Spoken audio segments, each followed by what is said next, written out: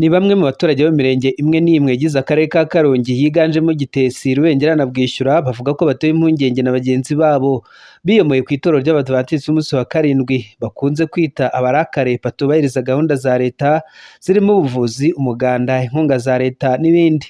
Hari abantu bigize ngo ni abarokore batubahiriza ibintu bya leta, bamusaba umusanzu wa leta, amafaranga y'umutekano ntibayatange, ibintu bya mituweli harimo abantu batayatanga, mbega n'icyo kibazo kirimo. Ubu ntabwo bivuza, harimo abatifuza rwose kandi barazwi barahari bitewe n'idini barimo. Ubu hari abitwa abasohoke bataba mu itorero aribo twita abarakare, uri kubyumva? Babahimbye abarakare, abantu batajya mu itorero bagenda bakicara ahantu basengera bonyine. Ariko njye nkurikije ko mbona nta muntu babangamira, bagenda bakajya mu rugo rw'umuntu bafitanye gahunda bagasenga bakitahira, sindumva n'uwo batutse, barasenga bakigendera. Ariko kumva ngo ntibazayikora gutya bibaho.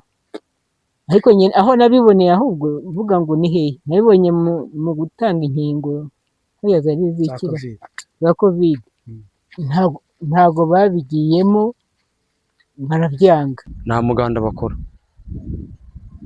mbega ntibubahiriza ibintu bya leta, nta nama bajyamo, mbega bameze nk'abantu bahagaze ukwabo. Abaturage bakomeza bavuga ko hari n'abaherutse guhabwa amashyiga ya kijyambere bwacya bakayasubiza ubuyobozi bwayabahaye ngo bitewe n'uko nta nkunga za leta bakeneye, kandi ko abemera inkunga na gahunda za leta nta juru bateze. Babahaye impano y'amashyiga, abana bo bagiye kuyazana bagejeje mu rugo ba midugudu babasaba ko bajya kuzana ya mashyiga ngo basubize ku kagari. ngo bayasubize ku kagari ngo kubera iki? Ni ya myumvire yabo nyine, ntabwo ari iby'Imana. Abana babo bariga se? Harimo abiga harimo n'abatiga. Kubera iki batiga? Ubwo bya bwiyemezi bwabo nyine bwo kutumva ko umwana ajya kwiga kubera ngo Imana nyine ngo batazajya mu ijuru. Nuko baraduhamagaje nk'abaturage bose ngo tujye gufata amashyiga ku kagari ka Gacaca. Tujyayo, amashyiga nta muntu barobanuye, barayaduhaye, ariko nabo bari bagiye bayazana, nyuma yaho baza kwisubira bavuga ati mujye musubirana amashyiga yanyu. Bakomeza bavuga ko iki ari ikibazo cy'imyumvire ishingiye ku myemerere abaturage bafite, bagasaba ubuyobozi kugira uruhare mu kubaganiriza ngo kuko iyi myumvire isubiza inyuma iterambere ryabo ndetse n'iry'igihugu muri rusange. ibyo byo bibaho, ibyo ngo ntibazajya mu ijuru, ariko ibyo ni ukubeshya.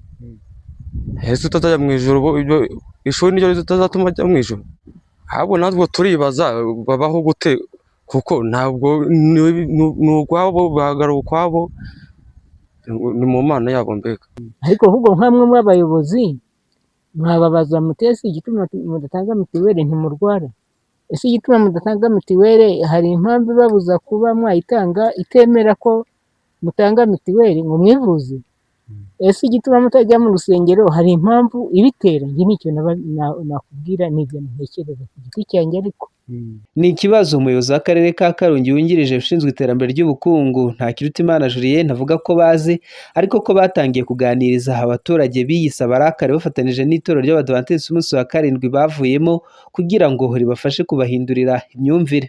Ni urugendo bagenda bahinduka gake gake, ariko n'ubundi aho bari n'aho basengera bisaba nyine gukurikiranwa tukareba ko banakora ibyemewe n'amategeko, ariko bariya bisaba yuko umuntu abatwara gake kuko bagiye ari benshi, kandi bisaba kugenda biga neza bakazagaruka mu itorero rizima. Ni ukubaganiriza, tukabatumaho abakuru b'itorero babakurikiranaga na mbere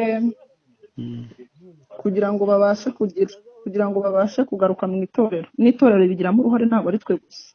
Ikibazo cy'imitekerereze n'imyumvire ishingiye ku myemerere ahanini giterwa n'ibibazo byo mu mutwe cyangwa mu mitekerereze umuntu agira bitewe n'imyemerere ye, yaba iy'idini, umuco, politiki cyangwa ibindi yemera cyane kurusha ibindi.